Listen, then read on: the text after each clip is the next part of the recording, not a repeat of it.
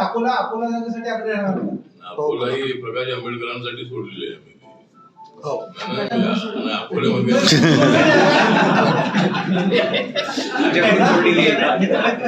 पण प्रकाश आंबेडकरांचा जो फॉर्म्युला आहे, महाविकास आघाडीला माझी सूचना आहे, प्रकाश आंबेडकरांनी जो 12-12-12-12चा जो फॉर्म्युला दिलेला आहे, चांगला फॉर्म्युला आहे.